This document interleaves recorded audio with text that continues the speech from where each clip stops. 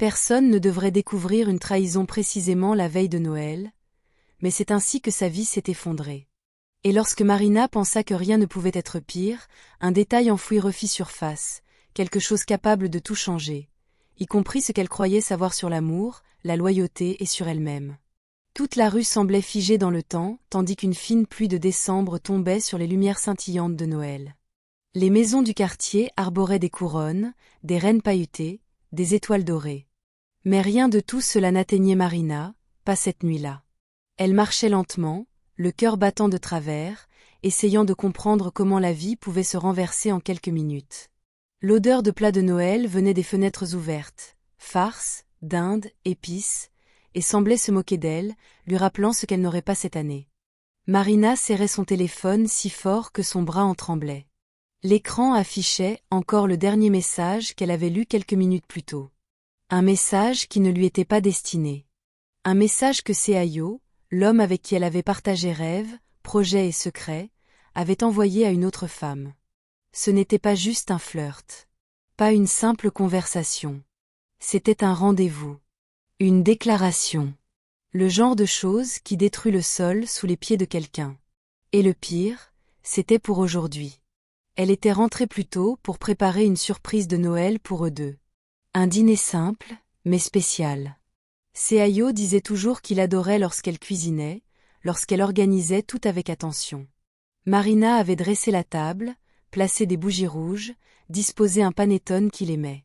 Mais quand elle avait entendu le téléphone de Seayo vibrer dans la chambre et avait décidé de le lui apporter au salon, sa vie s'était simplement fissurée. Elle avait lu le message une fois. Puis une autre. Puis 10 de plus, comme si elle essayait de trouver une erreur, un malentendu, une explication qui empêcherait son cœur de dégringoler dans cet abîme. Mais il n'y avait pas d'interprétation alternative. Le message était direct. Intime. Définitif. Alors, ce soir. À 20h. J'ai tellement hâte de te voir sans que personne ne nous dérange. Marina sentit son estomac se nouer, comme si elle avait avalé des éclats de verre. La première réaction fut d'arrêter de respirer. La deuxième fut un rire, ce rire nerveux, bref, presque incrédule. La troisième fut la plus dévastatrice, la certitude qu'elle était seule cette veille de Noël. Elle était sortie de la maison sans réfléchir. Sans prendre de manteau, sans éteindre les lumières, sans emporter autre chose que le téléphone. Elle avait besoin d'air. Elle devait fuir avant que Seayo ne rentre. Elle devait éviter son regard, les excuses qu'il inventerait sûrement, le discours qui transformerait la faute en doute, les questions qui la feraient se remettre elle-même en cause. Elle avait toujours été trop compréhensive. Cette fois, elle avait besoin de distance pour ne pas être manipulée. La pluie commença à s'intensifier lorsqu'elle tourna au coin de la place principale. Le sapin de Noël de la ville brillait de milliers de petites lampes colorées, et des familles prenaient des photos, des enfants couraient avec des bonnets de Père Noël. Marina se sentit déplacée, comme si elle regardait un film dont elle ne faisait plus partie. Comme si la vie des autres restait parfaite, tandis que la sienne s'écroulait. Elle s'assit sur le banc le plus éloigné de la place, essayant de maîtriser les larmes qui menaçaient de déborder. Elle ne voulait pas paraître fragile, mais à cet instant tout était trop lourd. Sa respiration était courte, sa poitrine brûlait, et la sensation d'abandon envahissait chacune de ses pensées. Des camions passaient en diffusant des musiques de Noël, ironiquement centrées sur l'amour, l'union, l'espoir. « Quelle blague !» murmura-t-elle, sentant sa gorge se serrer. Le vent froid souffla, ébouriffant ses cheveux. Elle enlaça son propre corps, tentant de se protéger du froid et de la solitude qui l'enveloppait. Et alors, pour la première fois depuis qu'elle avait quitté la maison, elle se permit de pleurer. Des larmes silencieuses, constantes, obstinées. Cependant, tandis qu'elle pleurait, quelque chose bougea à quelques mètres de là. Un mouvement discret, mais suffisant pour attirer son attention. Elle cligna des yeux, essayant de mieux voir à travers la pluie. Quelqu'un se tenait près du sapin de Noël, observant attentivement dans sa direction. Une silhouette masculine, apparemment indécise, comme s'il voulait s'approcher mais n'osait pas. Marina essuya son visage avec la manche de son pull, confuse. Elle ne connaissait pas cette personne. Elle ne se souvenait pas de l'avoir déjà vue. Pourtant, il y avait quelque chose dans sa manière d'être, la posture, l'expression sérieuse, qui éveillait sa curiosité. Il semblait inquiet, comme s'il reconnaissait la douleur qu'elle portait. Un instant, leurs regards se croisèrent. Et cet homme fit un pas hésitant vers elle. Marina retint son souffle, sans comprendre pourquoi. Puis, il s'arrêta. Comme s'il était figé entre l'élan de s'approcher et la crainte d'envahir un moment trop intime. Et c'est exactement là que le destin commençait à agir, silencieux, inattendu, et profondément transformateur. Marina ressentit un mélange de peur et de curiosité lorsque cet homme s'arrêta, comme s'il était pris entre le désir d'aider et la crainte d'envahir son intimité. Elle décida de l'ignorer, tentant de se concentrer sur ses propres pensées. Mais sa présence là, si proche et si lointaine à la fois, commença à la troubler. Elle se demandait s'il savait ce que c'était d'être à sa place, s'il avait déjà été abandonné ou trahi. La pluie continuait à tomber, maintenant plus légère, mais suffisante pour brouiller le reflet des lumières sur le trottoir. Marina baissa le regard, essayant de se ressaisir. Les gouttes de pluie frappaient le sol, créant un rythme constant qui ressemblait presque à une bande sonore pour sa douleur. L'homme, qui s'appelait Jonas Brandt, s'approcha un peu plus, mais garda une distance respectueuse. Il semblait lutter contre une émotion interne, comme s'il voulait dire quelque chose mais ne savait pas comment commencer. Marina leva les yeux, rencontrant son regard à nouveau. Cette fois, elle ne détourna pas. Jonas fit un pas en avant, respira profondément et finit par parler. « Ça va ?» Sa voix était douce, presque un murmure, mais elle portait une sincérité qui traversa le brouillard de douleur de Marina. Elle secoua la tête lentement, incapable de former des paroles. La présence de Jonas, d'une certaine façon, la fit sentir moins seule. C'était comme si, en ce moment de vulnérabilité, l'univers lui avait envoyé quelqu'un pour lui rappeler qu'il y avait encore de la bonté et de la préoccupation dans le monde. Jonas s'assit à côté d'elle, laissant soigneusement un espace entre eux. « Moi aussi, j'ai vécu ça, » dit-il doucement. « Être laissé de côté, juste quand on a le plus besoin de quelqu'un. C'est une douleur qui semble ne jamais finir. » Marina le regarda, surprise. Elle ne s'attendait pas à rencontrer quelqu'un qui comprenait si profondément ce qu'elle ressentait. « Comment tu ?» Elle ne put terminer sa question, mais Jonas comprit. « J'étais ici, en attente d'un ami. Il a dit qu'il viendrait, qu'il avait besoin de moi. Mais il n'est pas venu. Et j'ai fini par voir un message qu'il échangeait avec quelqu'un d'autre, en train de planifier d'être ailleurs, avec d'autres gens. Seul, comme toi. » Elle ressentit une connexion instantanée, comme si la trahison de Seayo avait ouvert une porte pour que d'autres histoires de douleur et de dépassement entrent. Jonas n'essaya pas de la consoler avec des paroles creuses. Il était simplement là, partageant sa propre expérience d'abandon et de trahison. « Tu crois au destin, Marina ?»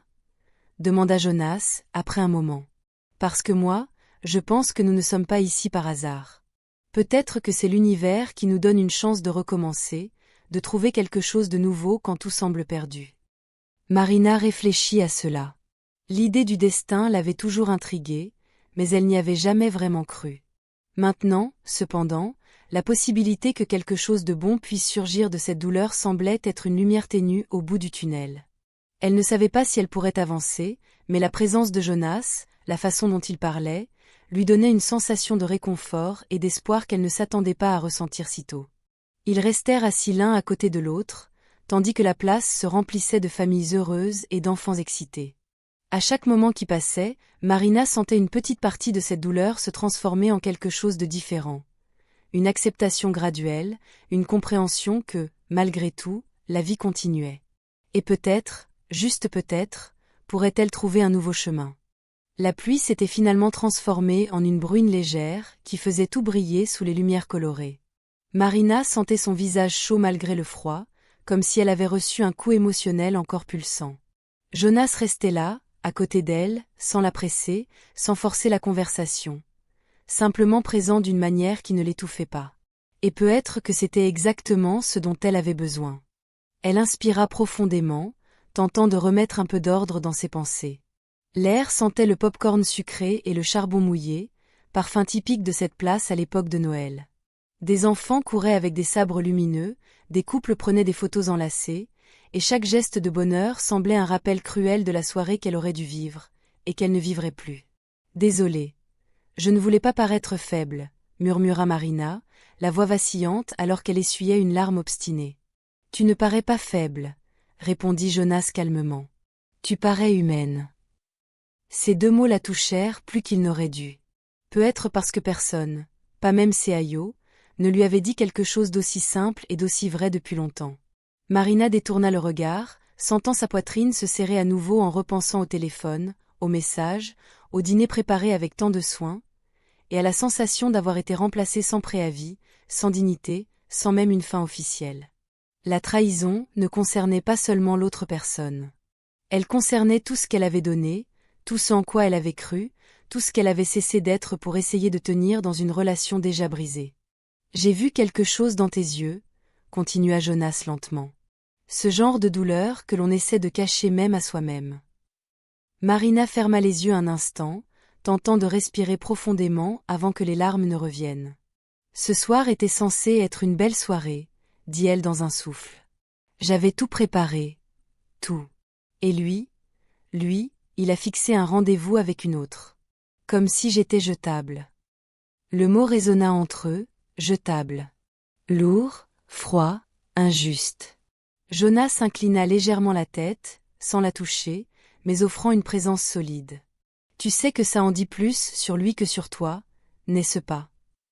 Je ne sais pas, répondit Marina, sincère. Parce que maintenant tout ce que j'ai fait me paraît idiot.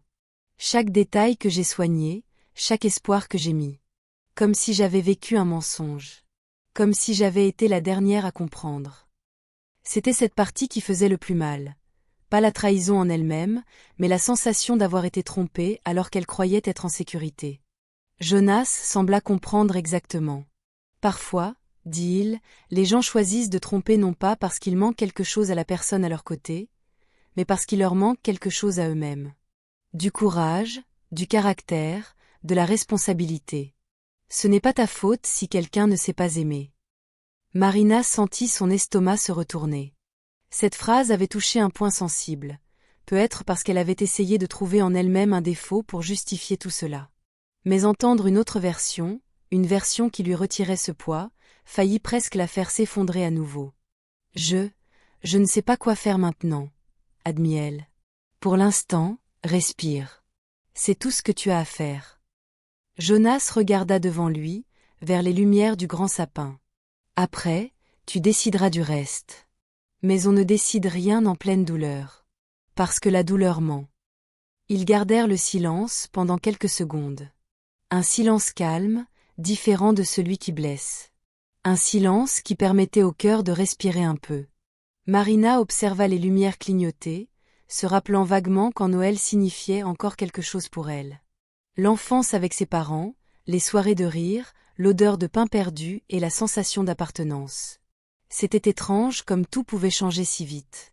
Comment un simple message pouvait détruire un monde entier qu'elle avait mis des années à construire. Mais quelque chose en elle, quelque chose de très petit, presque imperceptible, commença à s'éveiller. Peut-être que c'était la présence de Jonas, peut-être le contraste entre sa douleur et la joie autour, peut-être simplement le corps tentant de survivre. Mais il y avait une étincelle. Très petite, oui, mais réelle. Et c'était déjà plus que ce qu'elle espérait ressentir ce soir-là. « Tu habites par ici » demanda Jonas doucement, lui laissant la liberté de répondre ou non, sans pression. « Oui, près de l'avenue principale. »« Et toi ?»« Je suis ici temporairement. Je suis venu régler quelques affaires de famille. » Il hésita une seconde, comme s'il avait plus à dire, puis se retint. « C'est une période compliquée. » Marina acquiesça. Compliqué décrit beaucoup de choses, ces derniers temps. Soudain, son téléphone vibra dans sa poche. Marina se figea. Son cœur accéléra dans un mélange de peur et de colère. Elle savait qui c'était. Elle savait que le message venait de lui. De Seayo. De la personne qui l'avait détruite quelques heures plus tôt. Jonas s'en rendit compte à la façon dont elle pâlit. « Si tu veux, je reste. Juste pour que tu n'aies pas à affronter ça seule. » Marina inspira profondément, sentant le poids de la décision. Répondre? Ignorer? Bloquer? Pleurer? Et chaque option semblait apporter une nouvelle douleur. Elle sortit son téléphone de sa poche avec des mains tremblantes. L'écran s'alluma. Son nom apparut. Seayo. Et juste en dessous, l'aperçu du message. Amour, il y a eu un imprévu. Je t'explique dans un instant. Marina sentit son sang bouillir. Amour. Comme si rien ne s'était passé. Comme si elle était stupide. Comme s'il n'avait pas laissé les traces de sa propre trahison, à quelques mètres de la maison qu'ils partageaient. Jonas observait, attentif, respectueux, sans s'imposer. Mais Marina sentait qu'elle était sur le point d'exploser, et elle ignorait si c'était de douleur ou de courage. Marina regarda le message, et quelque chose en elle se brisa. Pas de tristesse, de colère. Cette colère pure, cristalline, qui brûle de l'intérieur et exige d'être libérée. Elle tapa avec les doigts tremblants, chaque lettre sortant comme un cri silencieux. Imprévu, tu as fixé un rendez-vous avec quelqu'un d'autre. J'ai vu le message. N'insulte pas mon intelligence. Elle envoya. Et aussitôt, elle regretta et ne regretta pas en même temps. Jonas restait à ses côtés, observant tout avec une expression mêlant compréhension et inquiétude. Il n'essaya pas d'intervenir, mais sa présence était comme une ancre, quelque chose qui la maintenait attachée à la réalité, l'empêchant de se noyer complètement dans la vague d'émotions. Le téléphone vibra de nouveau. Seayo répondait. Marina, ce n'est pas ce que tu crois. Laisse-moi t'expliquer en personne. S'il te plaît. Elle laissa échapper un rire amer, presque hystérique. Expliquer? Expliquer quoi? Que tu es un menteur. Que je suis idiote. Que nous ne représentons rien pour. Chaque mot était un point frappant contre sa propre poitrine. Parce que la vérité, c'est qu'elle l'aimait encore. Même en sachant la trahison, même en sentant le sol s'effondrer, une partie d'elle, cette partie faible, désespérée, voulait encore croire qu'il existait une explication magique qui arrangerait tout. Mais il n'y en avait pas. Et elle le savait. Jonas posa une main sur son épaule, doucement. Tu n'as pas besoin de répondre maintenant. Tu n'as besoin de rien maintenant, sauf respirer. Marina inspira profondément, sentant sa poitrine brûler. La main de Jonas sur son épaule était chaude, réelle, différente de tout ce qu'elle ressentait avec Seayo ces derniers mois.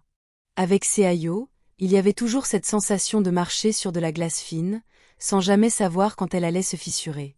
Avec Jonas, même s'il était un inconnu, il y avait de la sécurité. Elle bloqua le numéro. Aussi simple que ça. Elle le bloqua. Et lorsqu'elle vit l'action confirmée sur l'écran, elle ressentit un mélange d'apaisement et de panique. Que avait-elle fait? Elle venait de bloquer l'homme avec qui elle vivait, l'homme avec qui elle avait prévu de partager sa vie. Mais en même temps, ce geste, si petit, si simple, était le premier acte d'amour-propre qu'elle avait réussi à faire cette nuit-là. Voilà, murmura-t-elle, plus pour elle-même que pour Jonas. Voilà, répéta-t-il, confirmant qu'elle avait fait ce qu'il fallait. Marina rangea son téléphone dans sa poche, comme si elle enterrait cette partie de sa vie. Ses yeux croisèrent à nouveau ceux de Jonas, et cette fois il y avait quelque chose de différent dans son regard. Une détermination fragile, mais réelle. Une petite flamme de courage allumée dans l'obscurité. Merci, dit-elle, d'être là.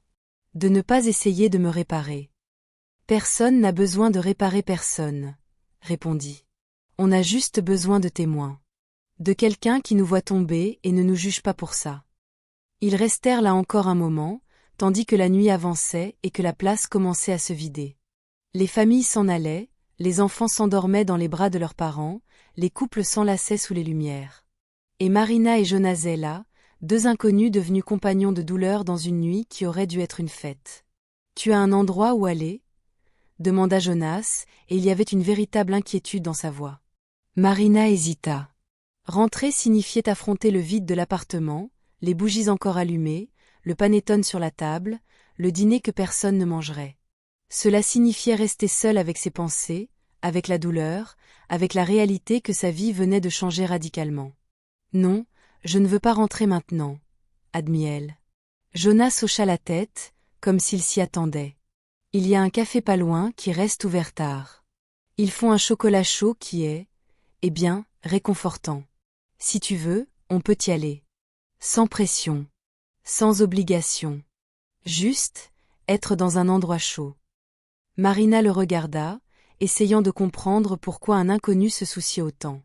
Mais peut-être que c'était justement parce qu'il était un inconnu qu'il pouvait offrir de la compassion sans attente. Sans passé, sans promesses brisées, sans mensonges accumulés. D'accord, répondit-elle doucement. Allons Y. Ils se levèrent ensemble, et Marina sentit ses jambes faibles, comme si elle avait couru un marathon émotionnel. La pluie avait complètement cessé maintenant, laissant seulement l'odeur humide de la terre et des feuilles. La nuit était froide, mais ce n'était pas un froid qui blessait, c'était un froid qui purifiait, qui réveillait. En marchant dans la rue vers le café, Marina réalisa quelque chose qui la troubla un peu. Elle recommençait à se sentir vivante. Pas heureuse, pas encore. Mais vivante. Comme si ce moment de colère, ce geste de blocage, cette décision de sortir de chez elle avait réveillé quelque chose en elle qui dormait. Le café était petit, chaleureux, avec des tables en bois et des lumières jaunes créant une atmosphère de refuge. Il y avait peu de monde, un couple de personnes âgées buvant un café, un jeune homme étudiant seul, une femme lisant un livre. Tous semblaient dans leur propre bulle, sans envahir l'espace des autres. Jonas commanda 2 chocolats chauds et 2 parts de gâteau au chocolat. Marina ne protesta pas, le laissant prendre soin de ce moment. C'était réconfortant de ne pas avoir à décider, de ne pas devoir être forte, de ne pas faire semblant que tout allait bien. Lorsque le chocolat arriva, encore fumant, Marina entoura la tasse de ses mains, laissant la chaleur pénétrer. La première gorgée fut presque médicinale, douce, chaude, réconfortante. Exactement ce dont elle avait besoin. « Tu veux en parler ?» demanda Jonas, avec délicatesse. « Ou tu préfères rester en silence ?» Marina réfléchit. Une partie d'elle voulait tout garder pour elle, protéger la blessure. Mais une autre, celle qui venait de découvrir qu'elle pouvait bloquer quelqu'un, voulait tout raconter, laisser sortir. « Nous sommes ensemble depuis 3 ans, commença-t-elle lentement. Il a toujours été attentionné, tu sais. Au début. Des fleurs, des messages, ce genre de choses. Mais ensuite il est devenu distant. Occupé. Toujours avec des excuses. Et moi, j'ai essayé d'être compréhensive. D'être la partenaire parfaite. Je cuisinais, je m'occupais de la maison, je soutenais ses rêves. J'ai fait tout ce qu'une femme est censée faire. » L'amertume dans la dernière phrase était palpable. « Et lui ?» demanda Jonas doucement. Lui, il trompait. Probablement depuis des mois. Et moi, je n'ai rien vu. Ou peut-être que j'ai vu, mais j'ai préféré ne pas regarder. C'est plus facile de vivre dans le mensonge que d'affronter la vérité, tu sais. Jonas acquiesça, comprenant parfaitement. Parfois, on choisit la douleur familière plutôt que l'incertitude de l'inconnu.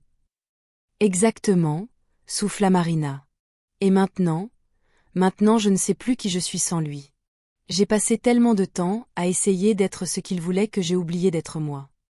Cette confession sortit comme un murmure, mais portait le poids d'années de sacrifices, de renoncements, de petites morts quotidiennes. Jonas l'observa avec une intensité qui n'était pas intrusive, mais réconfortante. « Tu veux savoir ce que je pense ? Je pense que peut être cette nuit, si horrible, si injuste, exactement ce dont tu avais besoin pour te retrouver. Parce que maintenant tu as la permission. La permission d'être égoïste, de penser à toi, de te reconstruire. » Marina sentit ses yeux s'emplir de larmes à nouveau, mais cette fois, ce n'était pas seulement de la douleur. C'était aussi quelque chose qui ressemblait à de l'espoir. La nuit avançait et le café devenait encore plus désert.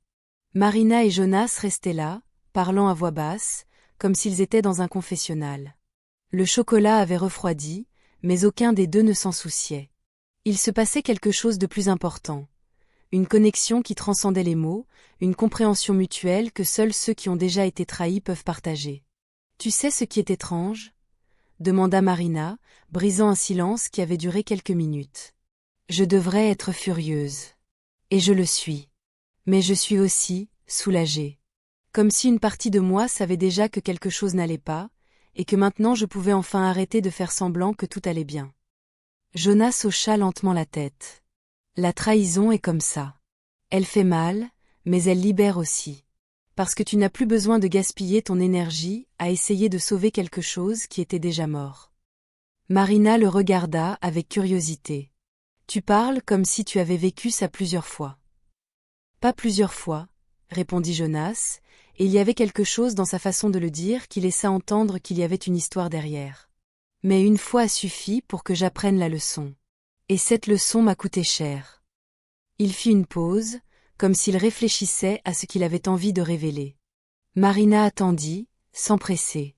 Elle avait appris que parfois les gens ont besoin de temps pour décider s'ils font assez confiance pour ouvrir d'anciennes blessures. J'avais un meilleur ami, reprit finalement Jonas. Depuis l'enfance. On a grandi ensemble, on partageait tout, les rêves, les secrets, même des petites amourettes parfois. Mais il y a une chose que je ne savais pas qu'il partageait avec moi, la jalousie. Il était jaloux de ma réussite, de ma vie, de tout ce que j'avais construit. Et au lieu de me le dire, au lieu d'être honnête, il a commencé à me saboter. Il répandait des rumeurs, parlait mal de moi dans mon dos, essayait d'éloigner les gens que j'aimais. Le cœur de Marina se serra en entendant cela. C'était une trahison différente de la sienne, mais tout aussi dévastatrice. « Comment tu as découvert ?» demanda-t-elle doucement. « Par hasard. Ou le destin, si tu préfères. J'ai vu des messages qu'il échangeait avec d'autres, les conversations qu'il avait avec moi versus celles qu'il avait avec eux. Et tout ce qu'il me disait était faux. Tout. Depuis le début, apparemment. Et moi je ne comprenais pas comment quelqu'un que j'aimais autant pouvait me détester autant. Jonas s'inspira profondément, comme s'il digérait encore cette douleur. Il m'a fallu beaucoup de temps pour comprendre que le problème ne venait pas de moi. Il venait de lui. De son manque de caractère, de son incapacité à gérer ses propres insécurités. Et quand j'ai enfin accepté ça, j'ai pu lâcher prise. Marina écouta chaque mot comme s'ils étaient des perles de sagesse. Parce que c'était exactement ce qu'elle avait besoin d'entendre, que la trahison de Seayo n'était pas un reflet d'elle, mais un reflet de lui. De ses choix, de sa faiblesse, de son incapacité à aimer correctement. « Ça t'a pris combien de temps ?» demanda Marina. « Pour t'en remettre. »« Des mois. Peut-être une année entière, » répondit Jonas honnêtement. Ce n'était pas linéaire. Il y avait des jours où j'allais bien, et d'autres où la douleur revenait avec une telle force que j'avais l'impression de revivre tout ça. Mais peu à peu, les bons jours ont commencé à être plus nombreux que les mauvais. Et puis un jour, je me suis réveillée et je me suis rendu compte que je ne pensais plus à lui. Marina ressentit un mélange d'espoir et de désespoir en entendant ça. Une année entière ? Elle ne savait pas si elle en serait capable. Mais savoir qu'il y avait une lumière au bout du tunnel, même lointaine, était déjà quelque chose. « Et maintenant ?» demanda-t-elle. « Tu l'as pardonné ?» Jonas réfléchit longtemps avant de répondre. Pardonner n'est pas oublier. Et ce n'est pas absoudre. Pardonner, c'est simplement décider que tu ne veux plus porter cette colère. Que tu veux vivre ta vie sans laisser sa trahison continuer à te tuer. Parce que c'est ce qu'on fait quand on ne pardonne pas, on continue de mourir, chaque jour. Ces mots résonnèrent en Marina comme une cloche au loin. Parce qu'elle savait que, si elle ne faisait pas attention, elle pourrait passer des années, voire des décennies, à laisser la trahison de Seayo la définir. À laisser la douleur la paralyser.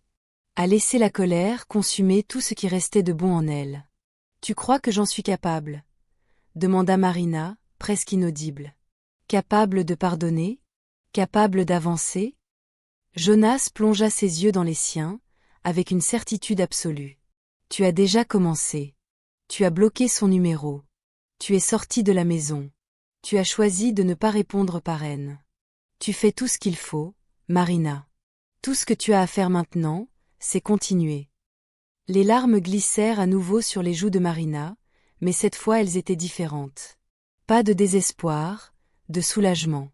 Comme si quelqu'un lui avait enfin donné la permission d'être forte, de se soucier d'elle-même, de se choisir. « Merci, » murmura-t-elle. « Je ne sais pas ce que j'aurais fait si tu n'avais pas été là. » « Tu aurais fait exactement la même chose, » répondit Jonas avec un sourire doux. « Parce que tu es plus forte que tu ne le crois. On l'est toujours. » Ils restèrent encore un moment, parlant de choses simples, films qu'ils aimaient, livres qu'ils avaient lus, rêves qu'ils avaient mis de côté. Et à chaque échange, Marina sentait une partie d'elle revenir. Pas la partie qui aimait Seayo, mais la partie qui aimait vivre, qui avait de la curiosité, de l'espoir. Quand le café commença à fermer, Jonas proposa de l'accompagner jusqu'à un hôtel proche. Marina hésita. Rentrer chez elle restait inimaginable, mais accepter l'aide d'un inconnu était aussi effrayant. Puis elle se rappela ces mots, « Tu es plus forte que tu ne le crois ». Alors elle décida d'être assez forte pour accepter de l'aide. En chemin vers l'hôtel, ils repassèrent par la place. Le sapin de Noël brillait encore, mais maintenant il paraissait différent. Ce n'était plus un symbole de tout ce que Marina avait perdu, mais de tout ce qu'elle pourrait encore gagner. De nouveaux départs. De secondes chances. Du destin agissant de façon inattendue. « Tu vas t'en sortir ?» demanda Jonas en arrivant devant l'hôtel. « Je crois que oui, » répondit Marina, étonnamment, elle le pensait vraiment. « Grâce à toi. »« Grâce à toi-même, » corrigea doucement Jonas. « Moi, je n'étais que là. » Mais Marina savait que c'était plus que ça. Il avait été exactement ce dont elle avait eu besoin. Un témoin, un confident, un rappel qu'il existait encore de la bonté dans le monde. Et lorsqu'elle entra dans le hall et se coucha sur le lit de cette chambre inconnue, pour la première fois de la soirée, elle put respirer sans sentir qu'elle allait éclater. Mais alors qu'elle s'endormait, il y avait quelque chose qu'elle ignorait. Quelque chose que Jonas avait gardé pour lui, quelque chose qui bouleverserait tout lorsqu'elle le découvrirait. Parce que Jonas n'était pas seulement un inconnu présent par hasard sur la place. Il avait un secret. Un secret directement lié à Seayo. Et ce secret était sur le point de transformer cette nuit de trahison en quelque chose de bien plus compliqué, bien plus profond, bien plus dévastateur. Marina se réveilla dans la chambre d'hôtel avec le soleil frappant la fenêtre, une sensation de poids encore présente, mais moins étouffante que la veille au soir. Elle s'assit sur le lit, essayant d'organiser ses pensées. Le souvenir de Jonas et de la conversation qu'ils avaient eue sur la place lui apporta un peu de réconfort. Elle se leva et marcha jusqu'à la fenêtre, regardant la rue en contrebas. La ville était en mouvement, des passants pressés, des voitures klaxonnant, et le monde continuait de tourner, malgré tout. Marina ressentit une pointe douloureuse en se rappelant le dîner qui n'avait jamais eu lieu. La table était-elle encore dressée? Les bougies encore allumées? Elle décida qu'elle ne voulait pas savoir. Elle ne voulait pas retourner dans cet appartement, ne voulait pas affronter les vestiges d'une soirée qui devait être magique, mais qui s'était transformée en cauchemar. Marina avait besoin d'un nouveau départ, d'un nouvel endroit, d'une nouvelle perspective. Elle repensa à Jonas et sentit une envie de le revoir. Peut-être qu'il pourrait l'aider à trouver ce nouveau départ. Elle prit son téléphone et ouvrit l'application de messages, cherchant son contact. Jonas lui avait laissé son numéro avant de se dire au revoir la veille. « Salut Jonas, c'est Marina.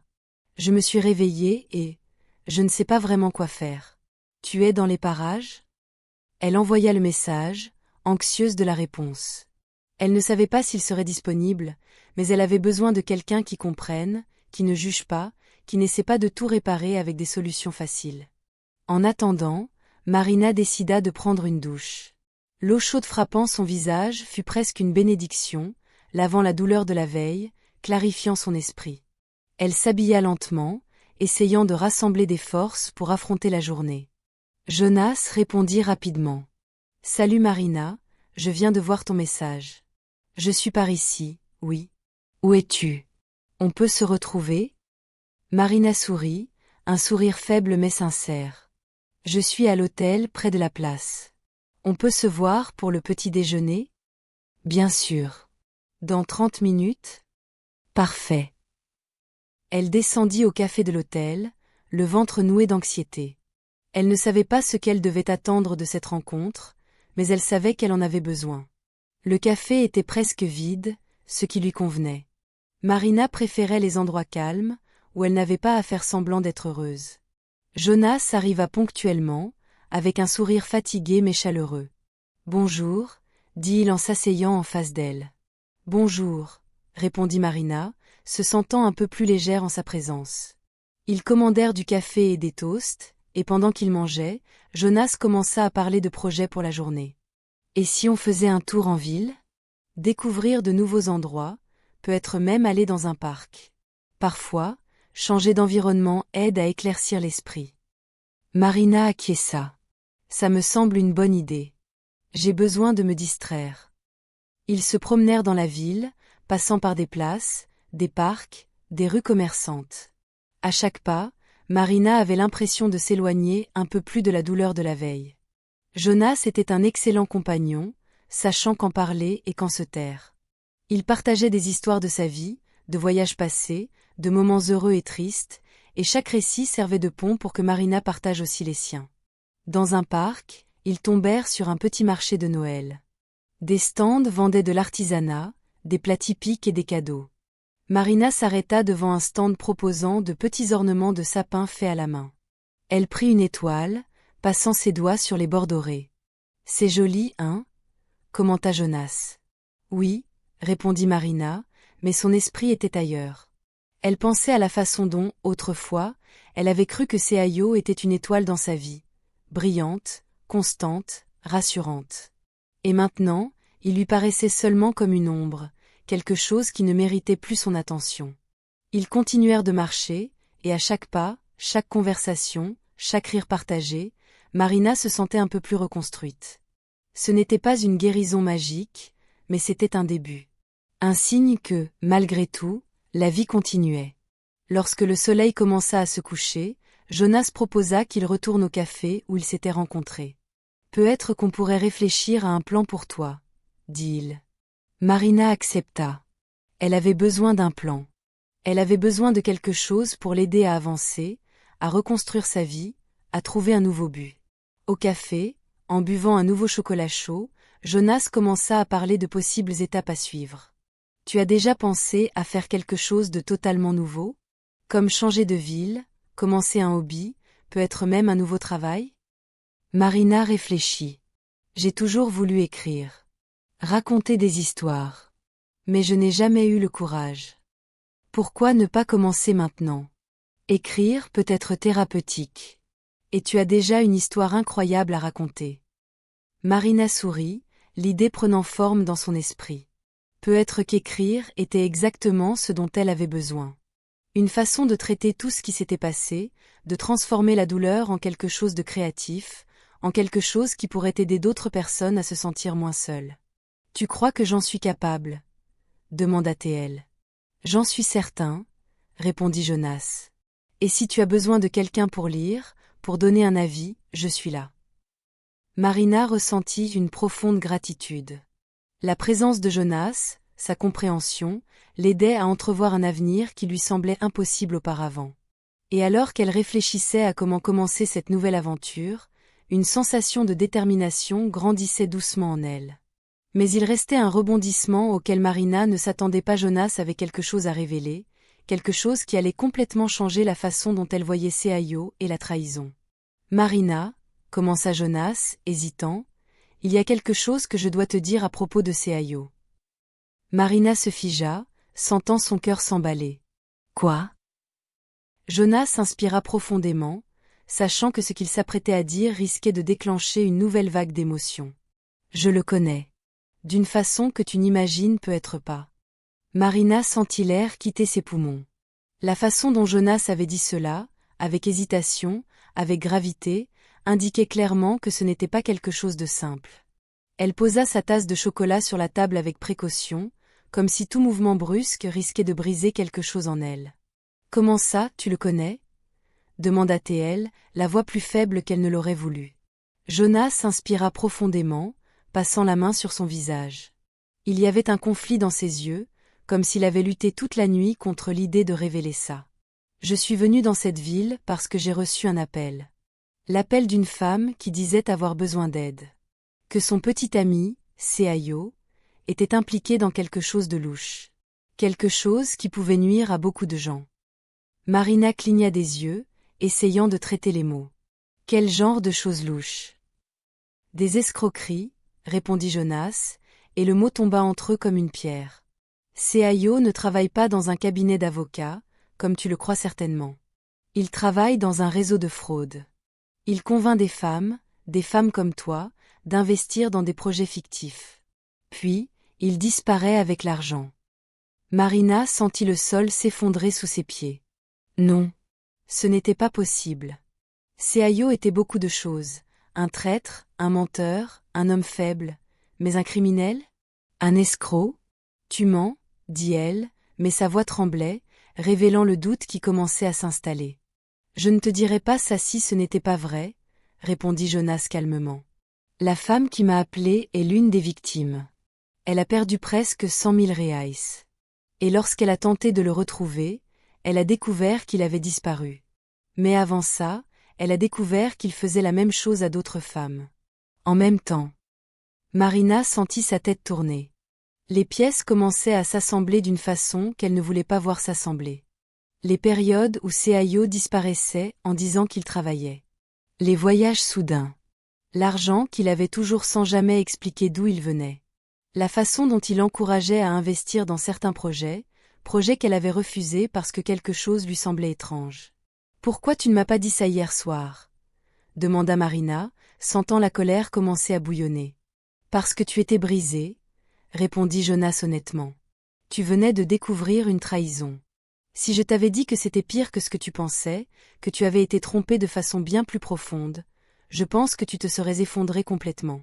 Tu avais besoin de temps pour respirer, pour te remettre un peu, avant de recevoir cette bombe. » Marina se leva, marcha jusqu'à la fenêtre du café.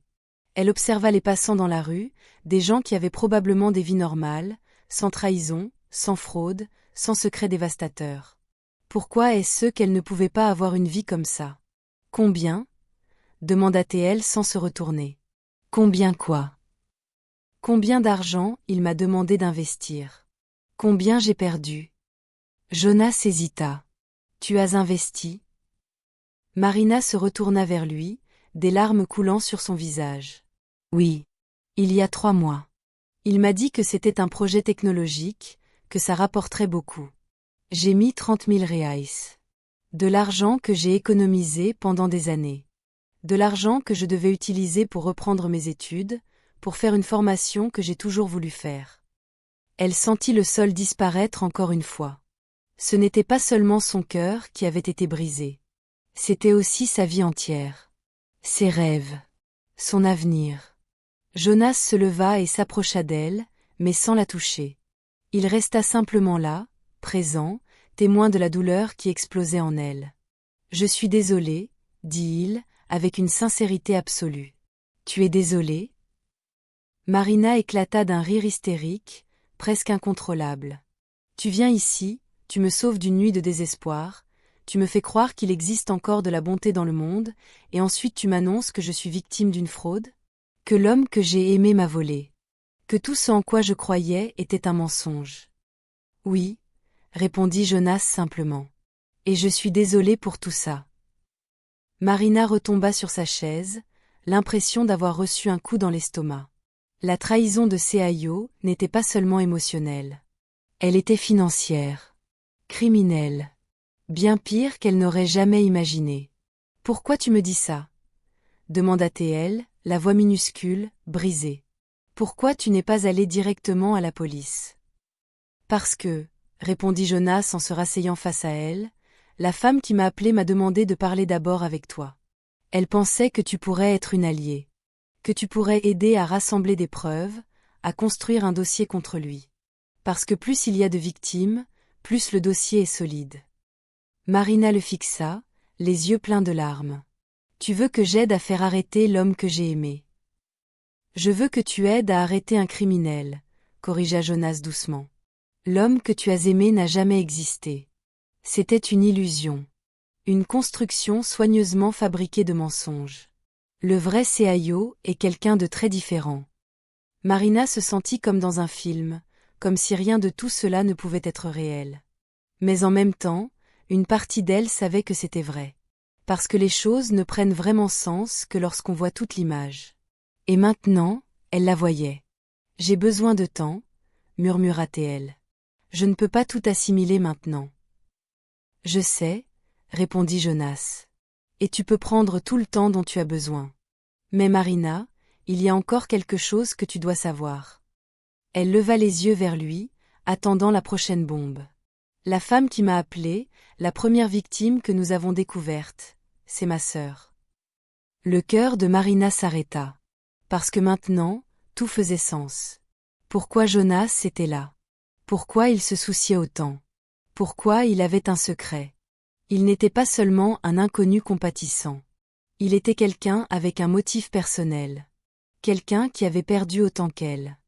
Et soudain, la connexion qu'ils avaient construite la veille prit une nouvelle dimension. Ce n'était pas seulement de la compassion. C'était de la complicité. Le début d'une alliance qui pourrait tout changer. Marina sentit le poids de la révélation de Jonas comme une nouvelle couche de glace sur son cœur déjà gelé. La sœur de Jonas, une victime de CIO. Cela expliquait l'urgence, la sincérité, la profondeur de la connexion qu'ils avaient établie. Et cela expliquait aussi pourquoi Jonas était si déterminé à l'aider. Elle inspira profondément, essayant de tout assimiler. « Ta sœur, elle va bien ?» Jonas secoua lentement la tête. Elle essaie de se rétablir. Mais elle a perdu beaucoup. Pas seulement de l'argent, mais de la confiance. Envers tout le monde.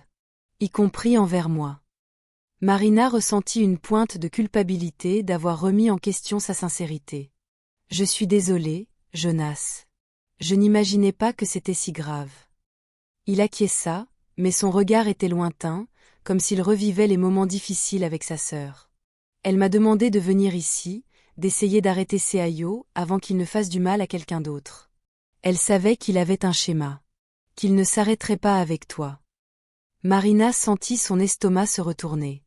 Un schéma? Oui, confirma Jonas. Il fait ça depuis des années. Il change de ville, de victime, mais ne change jamais de méthode. C'est un maître dans la construction d'illusions. Marina ressentit un mélange de colère et de tristesse. Et moi, j'ai été l'une de ces illusions? Non, dit rapidement Jonas, touchant légèrement sa main. Tu as été victime d'une illusion.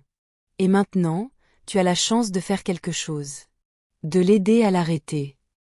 Elle le regarda, se sentant déchirée. Une partie d'elle voulait crier, voulait brûler tout ce qui rappelait CIO. Une autre partie voulait comprendre, voulait en savoir plus, voulait s'armer de toutes les informations pour affronter ce qui allait suivre. « Que est-ce que tu suggères qu'on fasse ?» demanda finalement Marina. Jonas réfléchit un moment. « D'abord, rassembler toutes les preuves que tu as. Email, messages, n'importe quoi qui montre son implication dans ces projets fictifs. Deuxièmement, entrer en contact avec d'autres victimes. Plus il y a de gens, plus notre dossier sera solide. Troisièmement, aller à la police. Avec tout documenté. » Marina acquiesça, se sentant un peu plus forte. « Je peux le faire. Je dois le faire. » Ils passèrent l'après-midi à rassembler tout ce que Marina avait, messages, emails, reçus de virements. Jonas aidait, orientait, mais la laissait prendre les décisions. C'était important qu'elle sente qu'elle avait le contrôle, qu'elle reconstruisait sa vie morceau par morceau. Quand ils eurent terminé, il était déjà nuit. Marina ressentit une fatigue profonde, mais aussi une sensation de soulagement. Comme si, en organisant tout cela, elle mettait enfin un point final à l'histoire qu'elle avait vécue avec CIO. « Tu crois qu'il va essayer de me contacter à nouveau ?» demanda Marina en rangeant son ordinateur portable. « Probablement, » répondit Jonas. « Mais maintenant tu es préparé. Maintenant tu connais la vérité. » Marina acquiesça, se sentant un peu plus en sécurité. « Et je ne vais pas tomber dans ce piège à nouveau. » Jonas sourit, un sourire fatigué, mais rempli de fierté. « Voilà. Tu es plus forte qu'il ne l'a jamais imaginé. » Ils marchèrent de retour à l'hôtel, maintenant en silence, mais un silence différent. C'était un silence de complicité, de compréhension, de deux personnes qui avaient été trompées par le même homme, mais qui étaient maintenant unies pour l'affronter.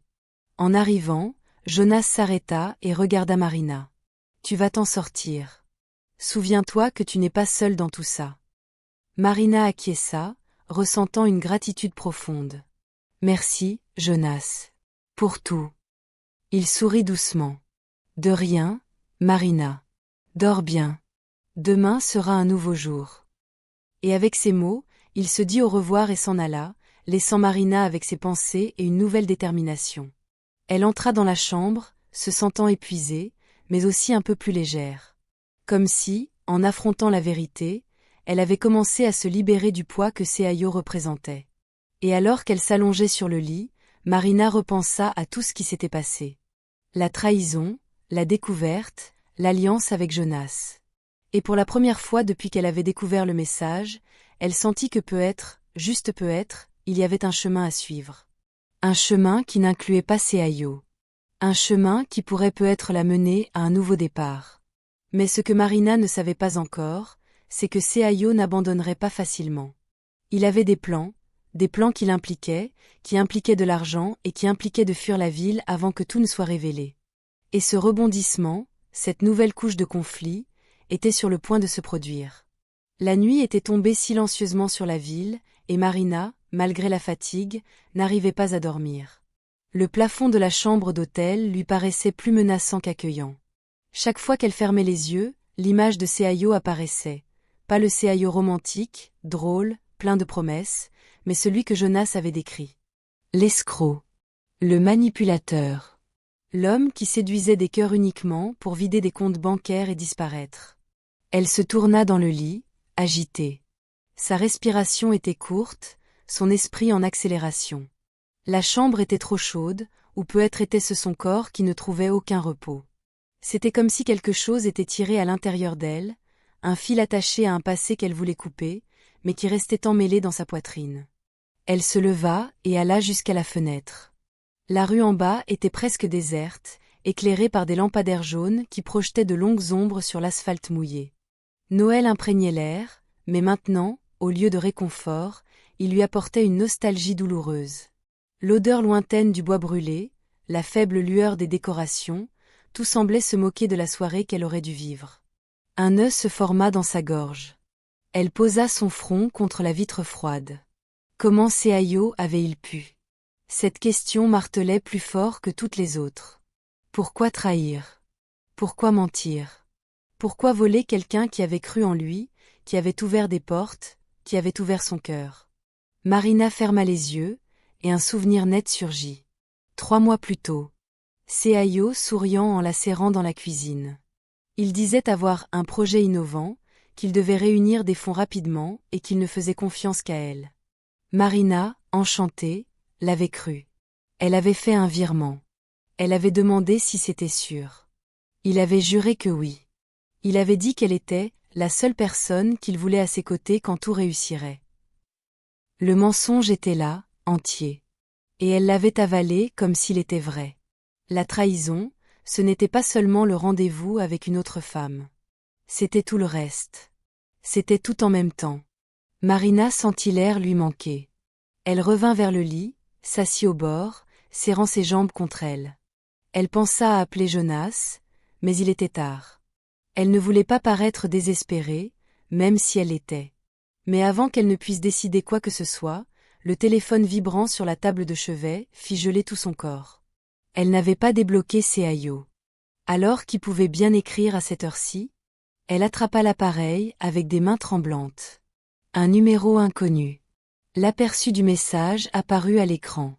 Marina, s'il te plaît, ne raccroche pas. Je sais que tu sais. Et je peux expliquer. Son cœur s'arrêta. C'était lui.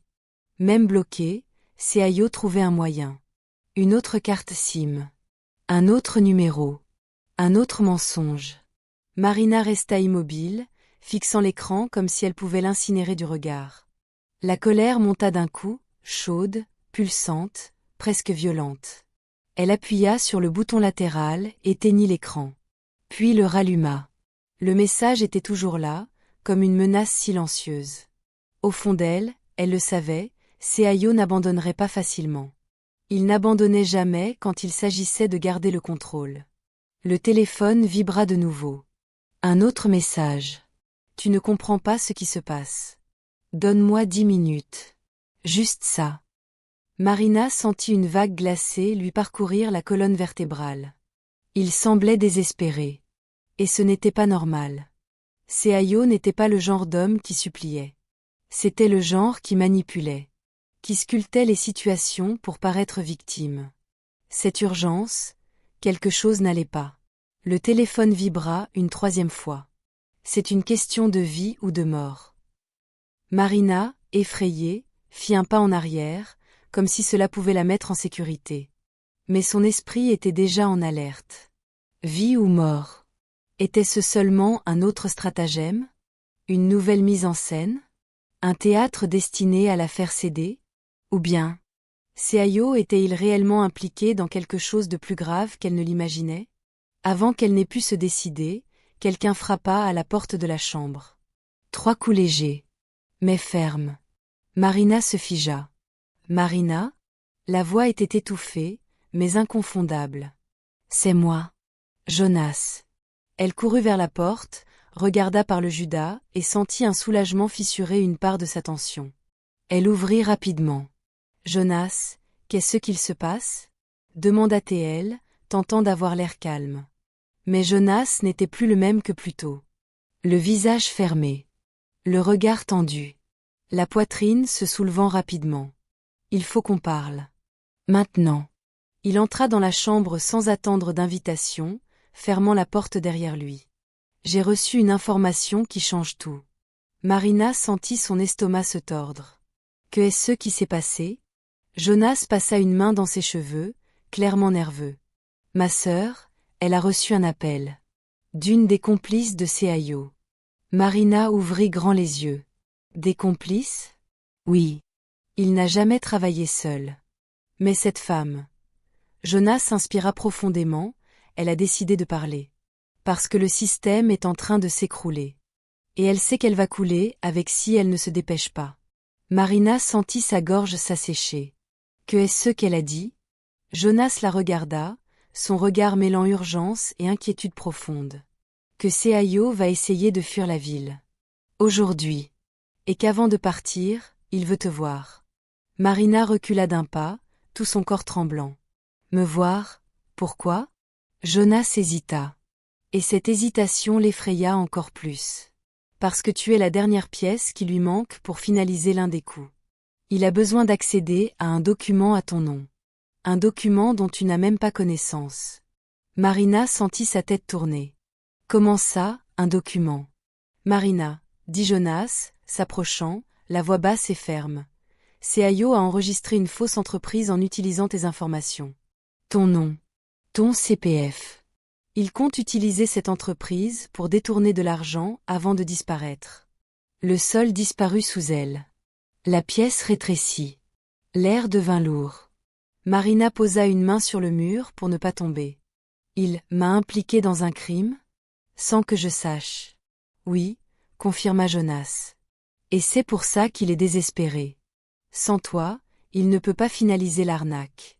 Et sans la finaliser, il ne peut pas fuir. Marina sentit son cœur battre si fort qu'il semblait vouloir déchirer sa poitrine. Jonas, qu'est-ce que je dois faire? Il ne répondit pas tout de suite. Il s'approcha, posa ses mains sur ses épaules et plongea son regard dans le sien. À partir de maintenant, tu ne lui réponds plus. Tu ne le vois pas. Tu ne l'écoutes pas. Et surtout, tu ne restes pas seul. Marina déglutit, ressentant le poids de la situation pour la première fois. Il ne va pas abandonner, n'est-ce pas? Jonas secoua lentement la tête. Non. Et c'est exactement pour ça qu'on doit agir avant lui. Marina sentit ses jambes trembler. La nuit de Noël, déjà détruite, venait de se transformer en quelque chose de bien pire. Jonas se déplaça rapidement dans la chambre, comme si chaque seconde comptait. Il tira les rideaux d'un geste brusque, bloquant toute vue de l'extérieur. Marina l'observait, sentant la panique lui remonter à la gorge comme de la bile. Tout allait vite de mai. Tout lui échappait. Il faut qu'on établisse un plan, dit Jonas en s'asseyant au bord du lit. Et il faut le faire maintenant. Avant qu'il ne tente quelque chose de désespéré.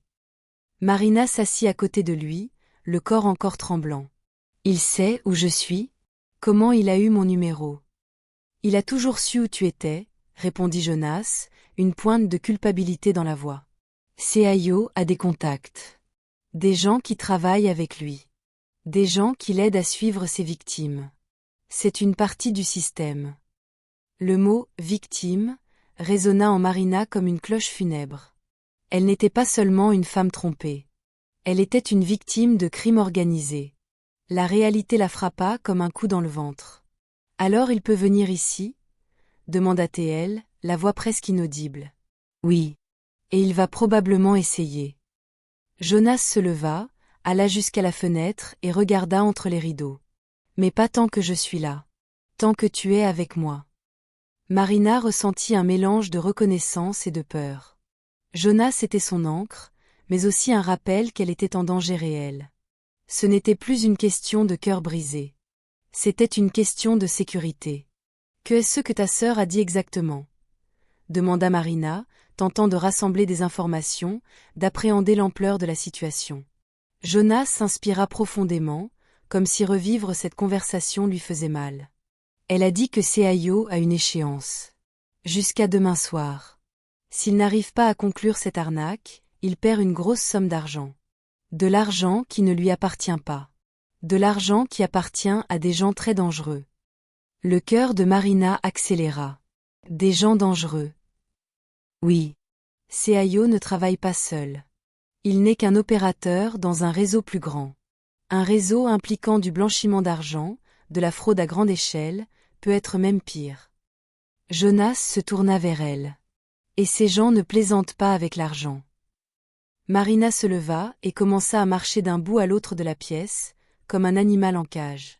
Donc, ce que tu es en train de dire, c'est que je ne suis pas seulement victime d'un escroc. Je suis victime d'une organisation criminelle? Oui, confirma Jonas. Et c'est pour ça qu'on doit agir vite. On doit aller à la police. Aujourd'hui. Maintenant. Marina s'arrêta. La police? Jonas, si je fais ça, Seayo va le savoir. Et s'il est mêlé à des gens dangereux? Il le saura de toute façon, l'interrompit Jonas. Et plus tu attends, plus ça devient dangereux. Parce qu'il est désespéré. Et les hommes désespérés font des choses impensables. Marina se rassit, sentant tout le poids du monde s'abattre sur ses épaules. Elle n'avait jamais voulu tout ça. Elle voulait une vie simple. Un amour honnête. Peut-être se marier, avoir des enfants, vieillir avec quelqu'un qui l'aimait. Mais à la place, elle était coincée dans un cauchemar qu'elle n'avait pas choisi. Et si je n'y vais pas? Demanda-t-elle, la voix minuscule. Et si je disparaissais simplement? Je change de ville, de nom, je recommence ailleurs? Jonas s'approcha d'elle, s'agenouillant pour être à sa hauteur. Ça ne marchera pas, Seayo te retrouvera. Et quand il te retrouvera, il sera encore plus désespéré, encore plus dangereux. La seule façon pour toi d'être en sécurité, c'est d'affronter ça maintenant. Avec la police. Avec des preuves. Avec protection. Marina le regarda dans les yeux, y voyant une sincérité absolue. Tu crois vraiment que ça peut marcher? Oui, répondit Jonas, avec une conviction telle que Marina voulut y croire. Parce que tu n'es pas seul. Tu as ma sœur. Tu as d'autres victimes. Tu as des preuves. Et tu as la vérité. Et la vérité, Marina, c'est la chose la plus puissante qui existe. À ce moment-là, le téléphone de Marina vibra à nouveau. Elle le prit, les mains tremblantes. Un autre message de Seayo. Marina, je suis devant l'hôtel. J'ai besoin de te parler. En personne. C'est important. Le sang de Marina se glaça. Jonas vit la couleur disparaître de son visage. Que est-ce qu'il y a? Il est ici, murmura Marina. Il est devant l'hôtel. Jonas se précipita vers la fenêtre, écarta légèrement les rideaux et scruta la rue. Et il le vit. Une silhouette masculine, debout sous un arbre, fixant l'hôtel. Même dans l'obscurité, on reconnaissait sa posture tendue, sa façon de se mouvoir, comme un prédateur attendant le bon moment. C'était Seayo. Il est là, confirma Jonas, la voix basse, maîtrisée, mais chargée de tension. Et il n'est pas seul. Marina s'approcha, regardant par-dessus son épaule. Son cœur faillit s'arrêter en voyant deux hommes avec lui. Des hommes massifs, à l'air menaçant, qui n'étaient clairement pas là pour discuter. Qui sont-ils? Demanda Marina, la panique montant. Les collecteurs, répondit Jonas, la voix sombre. Les gens dangereux dont je t'ai parlé. Ils sont venus récupérer l'argent que Seayo a perdu. Et il veut utiliser comme monnaie d'échange. Les jambes de Marina cédèrent presque. Elle se rattrapa au mur, cherchant de l'air. « Que est-ce qu'on fait » demanda-t-elle, la voix étranglée. Jonas la regarda, déterminé. On ne répond pas. On ne descend pas. Et on appelle la police. Maintenant. Avant que tout échappe totalement au contrôle. Il attrapa son téléphone et commença à composer le numéro d'urgence. Marina observait, se sentant piégée dans un cauchemar dont elle ne parvenait pas à s'éveiller.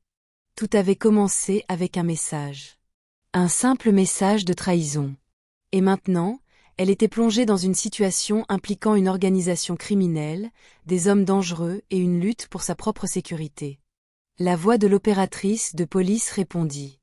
Jonas expliqua la situation, donna l'adresse de l'hôtel, décrivit les hommes en bas, demanda une intervention immédiate. Et pendant qu'il parlait, Marina regarda de nouveau par la fenêtre. Seayo avait levé les yeux vers l'hôtel.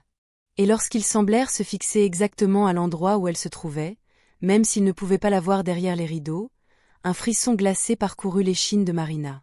Parce qu'à cet instant, elle comprit que plus rien ne serait comme avant.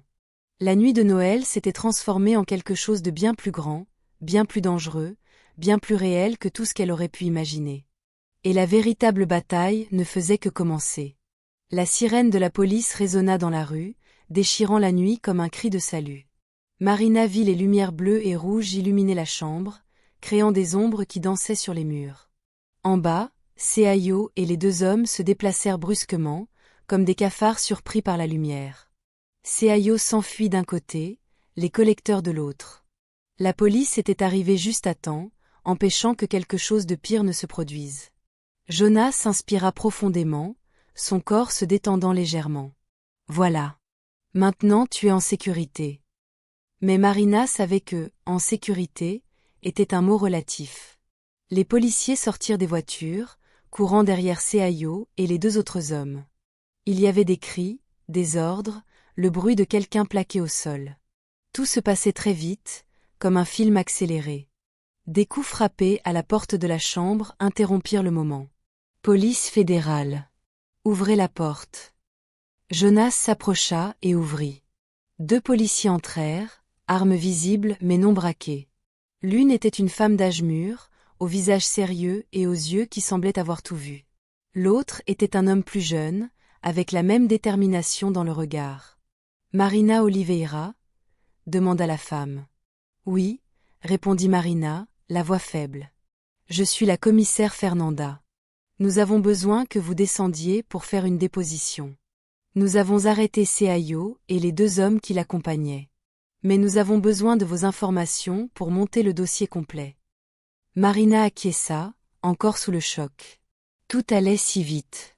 Quelques heures plus tôt, elle pleurait sur un banc de place. Maintenant, elle était impliquée dans une opération policière. « Elle peut y aller » demanda Jonas, posant une main protectrice dans le dos de Marina. « Oui. Mais elle doit venir avec nous. Et vous aussi, vous devez faire une déposition. Vous êtes Jonas Brandt, n'est-ce pas? L'informateur » Jonas hocha la tête. « Oui. » « Alors allons Y. Tous les deux. » Marina prit une veste, tremblant encore. En descendant les escaliers de l'hôtel avec les policiers, elle se sentait comme dans un rêve. Le hall était rempli de curieux, des clients qui étaient sortis de leur chambre pour voir ce qui se passait. Certains prenaient des photos avec leur téléphone. D'autres se contentaient d'observer, bouche bée. Dehors, la rue était envahie par les voitures de police.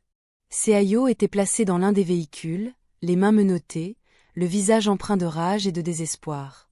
Quand il aperçut Marina, leurs regards se croisèrent, et il y avait dans le sien un mélange de haine et de panique. « Marina » cria-t-il, tentant d'échapper aux policiers. « Tu ne comprends pas ce que tu as fait. Tu ne sais pas avec qui tu t'es mise. » Marina détourna le regard, le cœur battant. Mais cette fois, ce n'était pas de la peur. C'était de la colère. La colère de quelqu'un qui avait enfin compris qu'elle avait été trompée, utilisée, piétinée. Elle monta dans la voiture de police aux côtés de Jonas, et tandis que le véhicule s'éloignait de l'hôtel, elle inspira profondément. La première partie de la bataille était terminée. Mais elle savait que la véritable lutte ne faisait que commencer. Au commissariat, Marina passa des heures à donner sa déposition. Elle raconta tout, la trahison initiale, la découverte de l'arnaque, la rencontre avec Jonas, les messages désespérés de Seayo. Les policiers notaient tout, posant des questions, demandant des précisions. La commissaire Fernanda était professionnelle, mais aussi compatissante. Elle comprenait ce que Marina avait vécu. « Vous avez été très courageuse », dit-elle à un moment. « Beaucoup de victimes n'arrivent pas à faire ce que vous avez fait. Beaucoup restent paralysés par la peur ou la honte. » « Je ne me sentais pas courageuse », répondit Marina honnêtement. « Je me sentais brisée. »« Le courage n'est pas l'absence de peur », répondit Fernanda. « C'est agir malgré la peur. Et vous l'avez fait. » Quand Marina sortit enfin du commissariat, le soleil était en train de se lever. La nuit s'était transformée en matin. La veille de Noël s'était transformée en un nouveau jour. Un jour où tout avait changé. Jonas l'attendait dehors, 2 cafés à la main. « Je me suis dit que tu aurais besoin de ça, » dit-il en lui tendant l'un d'eux. Marina prit le café, sentant la chaleur réconfortante entre ses doigts. « Merci. Pour tout. Je ne sais pas ce que j'aurais fait sans toi. »« Tu aurais fait exactement la même chose, » répondit Jonas, reprenant les mots qu'il lui avait dit quelques jours plus tôt. « Parce que tu es forte. Tu l'as toujours été. » Ils marchèrent dans la ville, qui s'éveillait lentement. Les magasins commençaient à ouvrir, les gens sortaient de chez eux. Et malgré tout ce qui s'était passé, un semblant de normalité revenait. « Qu'est-ce que tu vas faire maintenant ?» demanda Jonas. Marina réfléchit. « Je ne sais pas. Tout ce que j'ai planifié, tout ce dont j'ai rêvé, était lié à Seayo. Maintenant, je dois découvrir qui je suis sans lui. »« Eh bien, » dit Jonas avec un léger sourire, « tu peux commencer par faire ce que tu as toujours voulu. Écrire. Raconter des histoires. Transformer cette douleur en quelque chose de créatif. » Marina sourit, sentant une étincelle d'espoir renaître. « Tu crois vraiment que je peux y arriver ? » « J'en suis certain, » répondit Jonas. « Et quand tu écriras, tu te souviendras que tu n'étais pas seul. Qu'il y avait quelqu'un pour témoigner de ta force, croire en toi qu'en toi, tu n'y arrivais plus. » À cet instant, Marina comprit quelque chose.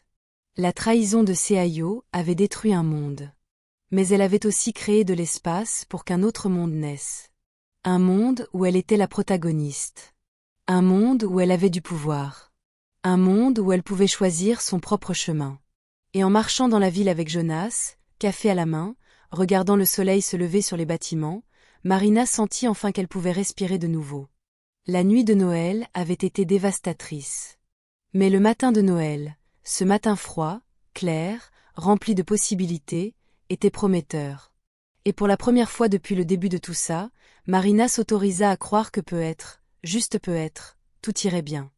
Marina et Jonas marchèrent en silence pendant quelques minutes, tandis que la ville s'éveillait autour d'eux. Le soleil naissant créait un contraste magnifique avec les lumières de Noël encore allumées dans certaines maisons.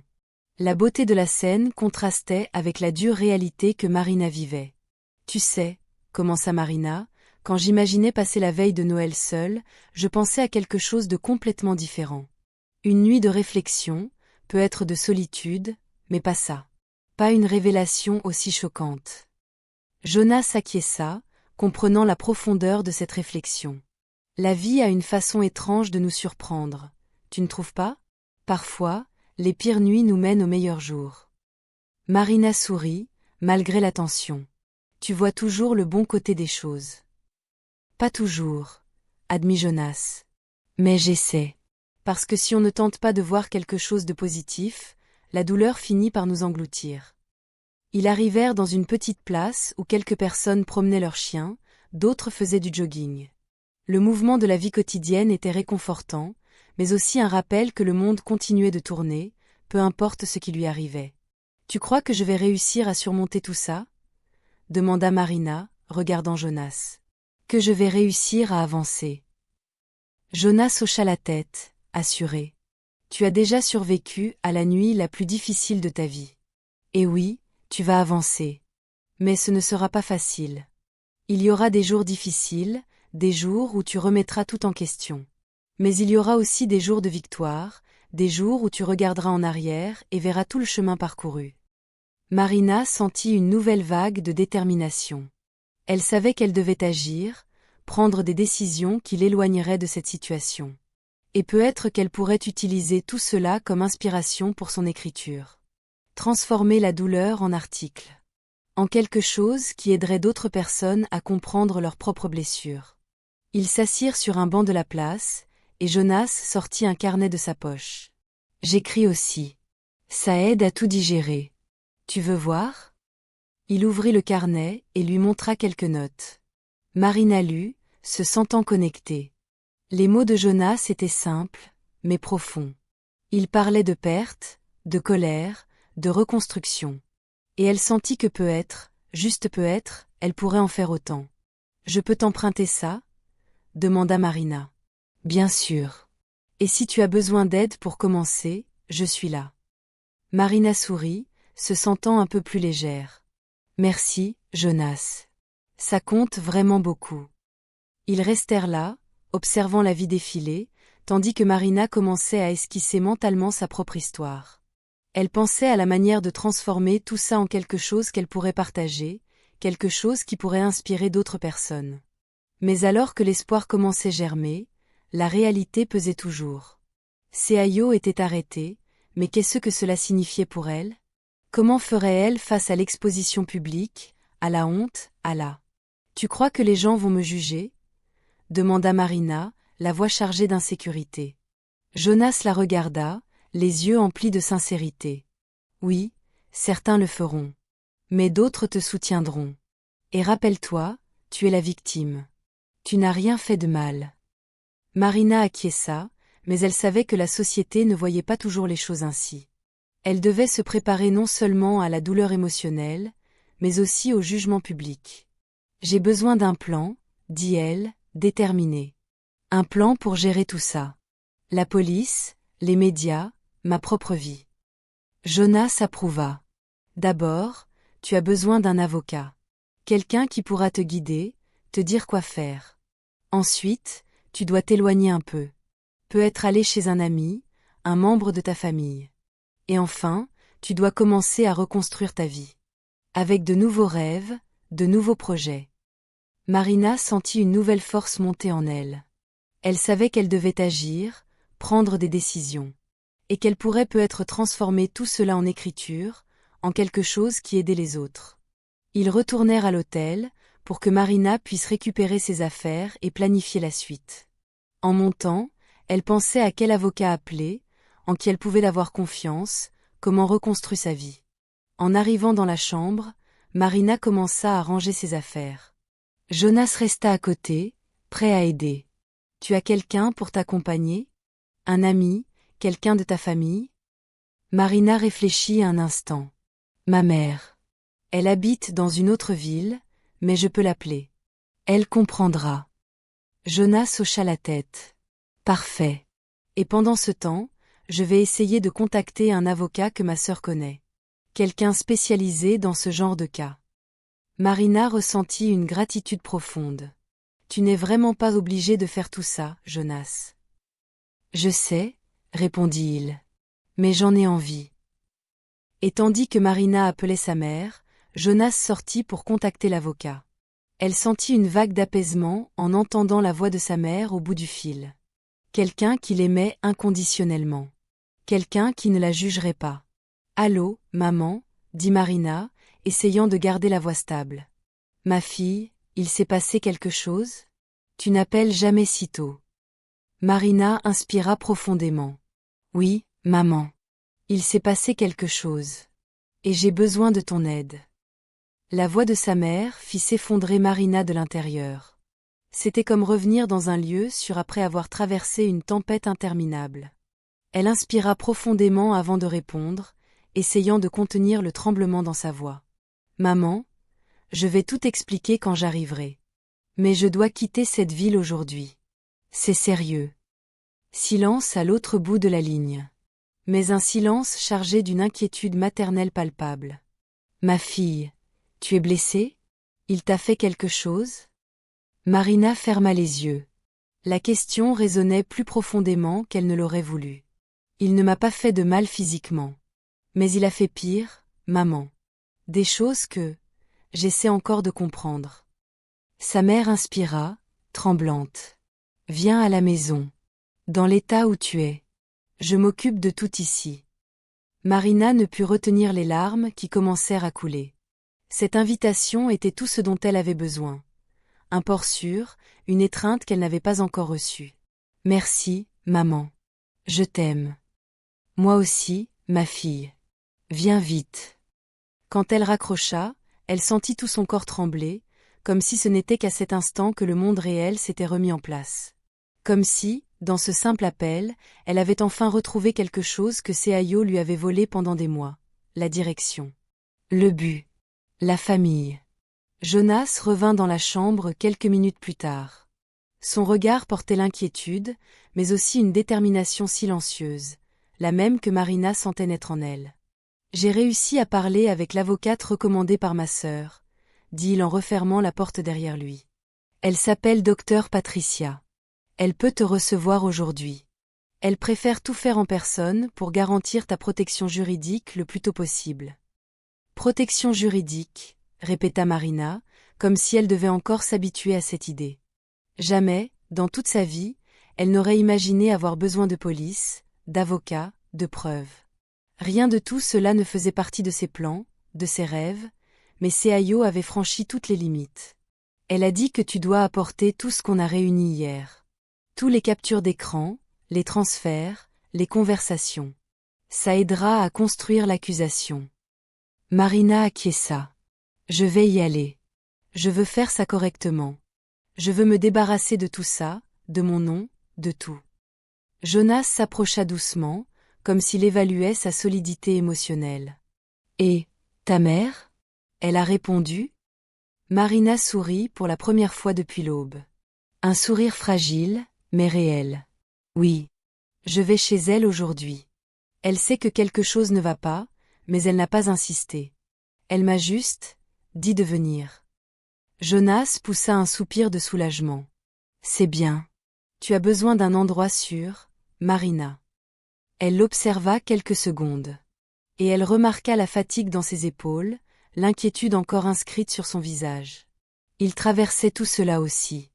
Il n'était pas seulement un soutien, il était quelqu'un qui subissait directement les conséquences. Et toi? Demanda-t-elle. Comment tu vas? Jonas détourna le regard une seconde, comme s'il n'était pas prêt pour cette question. J'essaie encore de tout digérer.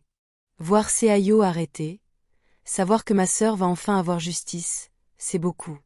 Mais te voir au milieu de tout ça, ça me préoccupe. Je suis soulagée que tu sois là, dit Marina sincèrement. Je ne sais pas ce qui se serait passé si j'avais été seule hier soir. Jonas esquissa un sourire petit et fatigué. Moi non plus. Le moment fut interrompu par un coup frappé à la porte. Marina se figea.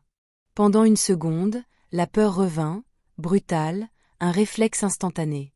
Jonas leva la main, demandant le silence. Il avança jusqu'à la porte et regarda par le judas. C'est la sécurité de l'hôtel, dit-il, soulagé. Ils viennent sûrement nous informer de quelque chose. Il ouvrit. Un employé en uniforme, nerveux, tenait une tablette dans les mains. Bonjour. Nous informons que, pour des raisons de sécurité, tous les clients du 3e étage, y compris mademoiselle Marina Oliveira, doivent quitter temporairement l'étage pour inspection. Il y a eu une tentative d'entrée non autorisée par l'accès latéral cette nuit. La police nous a demandé de renforcer les protocoles. Le cœur de Marina se serra. Entrée non autorisée, répéta-t-elle, même si elle connaissait déjà la réponse. L'homme arrêté, expliqua l'employé. Il a essayé de monter avant l'arrivée de la police. Il a tenté de forcer la porte du 3e étage. Mais il n'y est pas parvenu. Jonas ferma les yeux une seconde. Ce n'était pas une surprise, mais l'entendre ainsi, officiellement, était accablant. Merci de nous avoir prévenus, dit Jonas, ferme. Puis il referma doucement. Marina porta les mains à sa bouche, les larmes revenant violemment. Il a essayé de monter jusqu'ici. Jonas, il allait entrer dans ma chambre. Jonas prit ses mains entre les siennes. Mais il n'est pas entré. Il n'a pas réussi. Et maintenant il est en prison. Marina, c'est fini. Cette partie-là est finie. Mais Marina savait, quelque chose en elle criait une vérité plus sombre. Ce n'était pas fini. Pas encore. Parce que Seayo était arrêté, oui. Mais ceux au-dessus de lui, ceux qui dirigeaient vraiment tout, étaient encore libres. Et Marina avait été une pièce d'un jeu bien plus vaste. Une pièce qui venait de briser le plateau. Elle inspira profondément, essuya ses larmes et regarda Jonas. On doit aller voir l'avocate. Et après, je dois prendre un bus pour aller chez ma mère. J'y vais avec toi, dit Jonas, sans hésiter. Ce n'est pas nécessaire, tenta Marina. J'y vais, répéta Théil, ferme. Jusqu'à ce que tu sois en sécurité avec ta mère. Je ne te laisserai pas seule une seule minute jusqu'à là-bas. Marina sentit tout son corps se détendre. Ce n'était pas de la faiblesse. C'était du soulagement. C'était savoir que, pour la première fois depuis le début de ce cauchemar, quelqu'un était réellement à ses côtés. Sans arrière-pensée, sans manipulation, sans illusion. Elle prit son sac avec les documents, inspira profondément et regarda son reflet dans le miroir. La femme qui se tenait là n'était plus celle de la veille de Noël. Elle était plus forte, plus décidée, et, malgré tout, plus vivante. On y va, dit-elle. Il est temps de vraiment commencer. Jonas sourit. On y va. Ils sortirent de la chambre, côte à côte. Le couloir était silencieux, la lumière froide du matin éclairant les murs. Et, pour la première fois depuis longtemps, Marina sentit qu'elle marchait vers l'avenir, qu'elle ne fuyait plus le passé. Mais elle n'imaginait pas que, avant la fin de cette journée, une nouvelle révélation, la plus douloureuse de toutes, l'attendait encore. Marina et Jonas arrivèrent au cabinet de l'avocate Patricia, une femme d'âge mûr dont la présence dégageait confiance et expérience. Le lieu était modeste, mais accueillant, avec des étagères remplies de livres juridiques et un bureau en acajou qui semblait avoir vu bien des batailles. Patricia les reçut avec un sourire bienveillant, mais ses yeux révélaient la gravité de la situation. Marina, Jonas, entrez. Parlons. Ils s'assirent, et Patricia commença à expliquer la situation avec précision. Elle posa des questions, écouta attentivement, et prit des notes.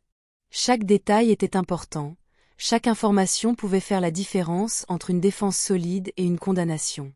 Ce que vous me décrivez, dit Patricia après avoir écouté tout le récit, est bien plus grave que je ne l'aurais cru. Seayo n'est pas seulement un arnaqueur. Il est partie intégrante d'un réseau. Marina sentit son cœur s'accélérer. Un réseau ? Oui. Et ces hommes qui l'accompagnaient ne sont pas seulement des collecteurs. Ils font partie d'une organisation criminelle bien plus grande. Et ils ont des connexions profondes. Jonas intervint. Ils ont plus d'informations sur le système. Des informations qui pourraient impliquer davantage si on n'agit pas vite. Patricia acquiesça. Exactement.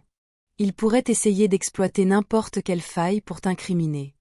C'est pour ça qu'on doit être rapide et précis. Marina sentit le poids de la situation. Que est-ce que je dois faire maintenant ? D'abord, on va enregistrer une plainte détaillée, expliqua Patricia. Deuxièmement, on va demander une ordonnance de protection.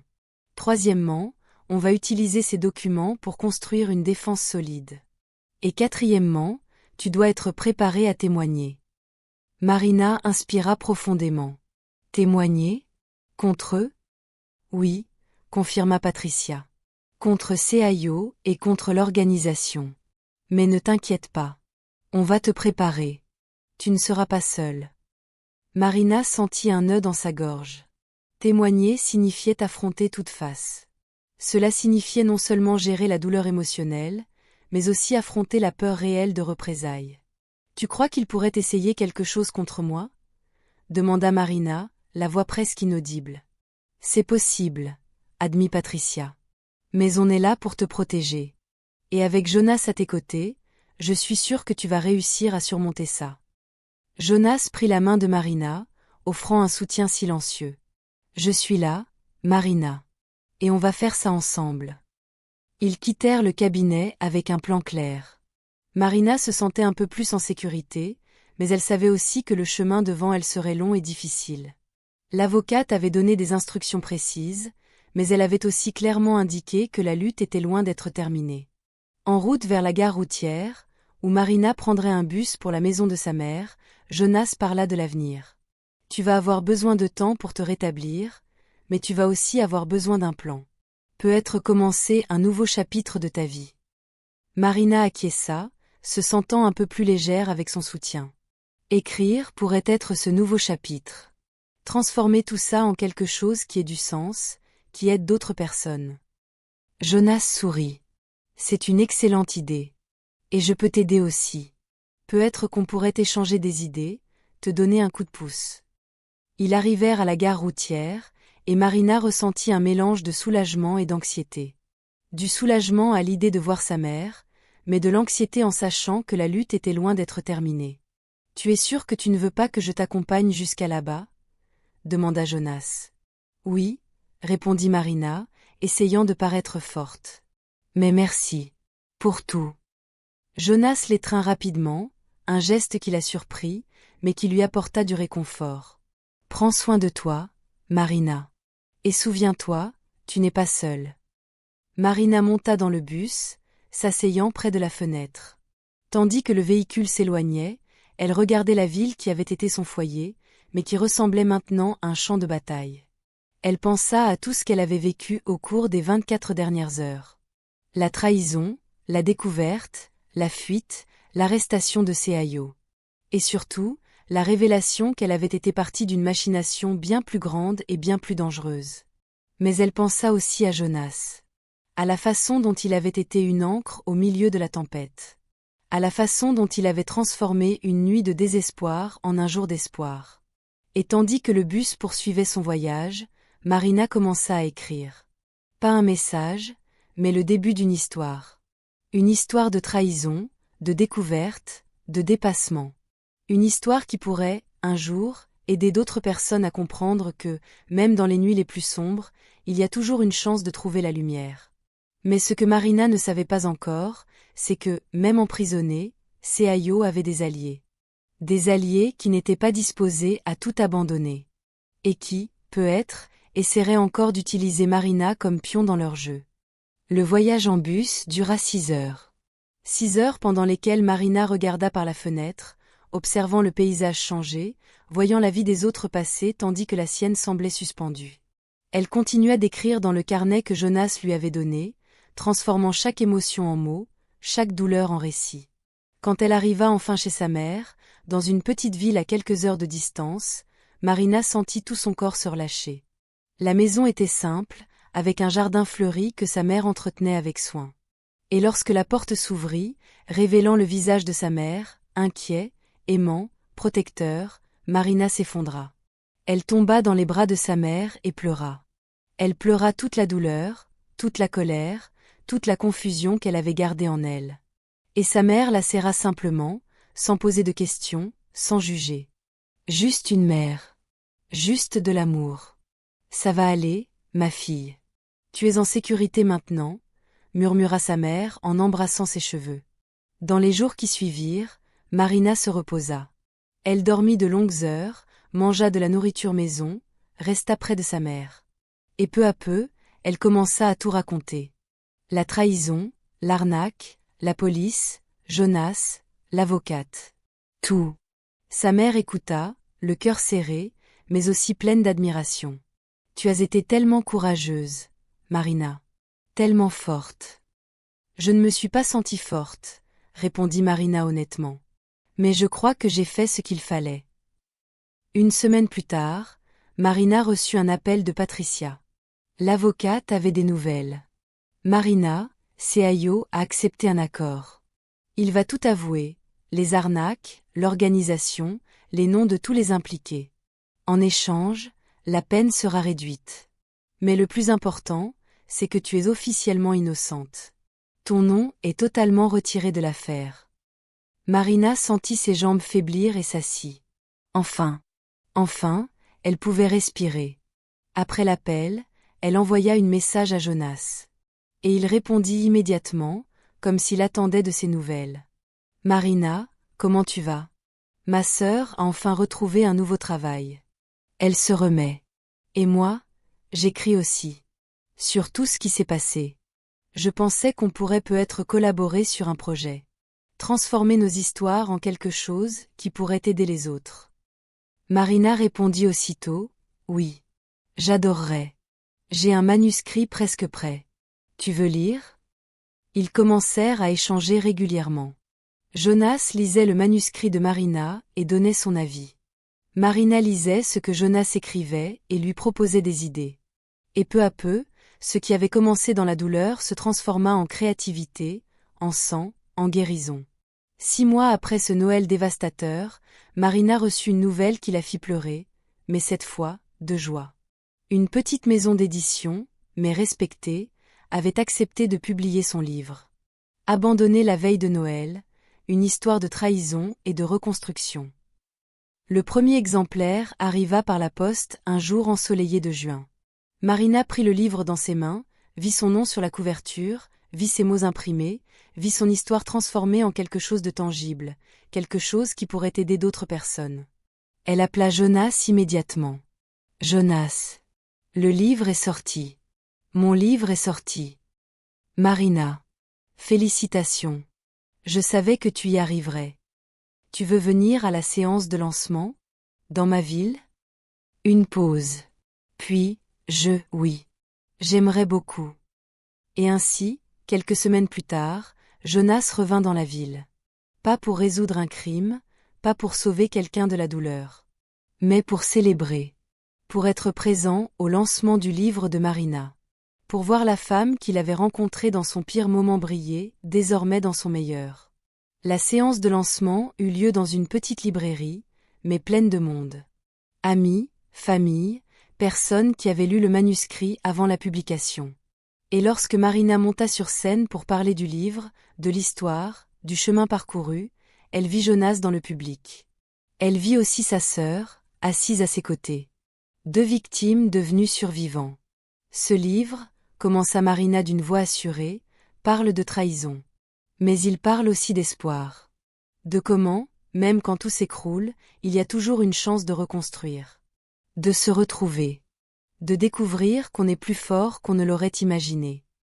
Elle regarda Jonas en disant, et il parle aussi du fait que parfois, quand nous sommes au plus bas, le destin place des personnes justes sur notre route. Des personnes qui nous voient, qui nous comprennent, qui nous aident à retrouver la lumière. Après l'événement, Marina et Jonas se promenèrent en ville. Ils passèrent par la place où ils s'étaient rencontrés, près de l'arbre de Noël qui brillait encore dans leurs souvenirs. Tu sais, dit Jonas, quand je suis venu dans cette ville, je croyais que c'était pour résoudre un crime. Mais je crois que c'était pour te trouver. Marina sourit, s'arrêtant. Tu crois au destin? Maintenant, oui, répondit Jonas. Parce que tu ne me feras pas croire que c'était une coïncidence. Que tout ce qui s'est passé n'était que du hasard. Marina hocha la tête. Peut être que le destin, c'est juste la vie nous donnant des occasions. Et ce qu'on fait de ces occasions, c'est ça qui compte vraiment. Ils continuèrent de marcher, côte à côte, tandis que la ville s'éveillait à un nouveau jour. Et Marina sentit, pour la première fois depuis cette nuit dévastatrice, qu'elle était vraiment vivante. Qu'elle avait survécu. Qu'elle avait reconstruit. La trahison de Seayo avait brisé son monde. Mais elle avait aussi ouvert l'espace pour qu'un nouveau monde naisse. Un monde où elle était la protagoniste. Où elle avait du pouvoir. Où elle avait le choix. Et tandis que le soleil se couchait sur la ville, Marina comprit que l'histoire n'était pas terminée. En vérité, elle commençait à peine. Car maintenant, avec son livre publié, avec sa voix amplifiée, elle pourrait aider d'autres personnes à trouver leur propre force. D'autres femmes trahies, abusées, convaincues qu'elles n'arriveraient jamais à se relever. Et peut-être, juste peut-être, que cette veille de Noël, la plus dévastatrice de sa vie, avait été exactement ce dont elle avait besoin pour se trouver. Parce que parfois, il faut s'effondrer complètement pour apprendre à se reconstruire. Il faut tout perdre pour comprendre ce qui compte vraiment. Et il faut être trahi pour apprendre à s'aimer sans condition. Marina regarda Jonas, vit le sourire sur ses lèvres, sentit la gratitude lui brûler la poitrine. Et elle sut, avec une certitude absolue, qu'elle avait pris la bonne décision. Qu'elle avait choisi le bon chemin. Qu'elle s'était reconstruite de la bonne manière. La veille de Noël, qui avait commencé dans l'abandon, se terminait dans la découverte. Et la vie qui avait commencé dans la trahison, se transformait en espoir. Parce qu'au final, nous ne sommes pas définis par ce qui nous arrive de pire. Nous sommes définis par ce que nous faisons après. Et Marina avait choisi de faire quelque chose d'extraordinaire.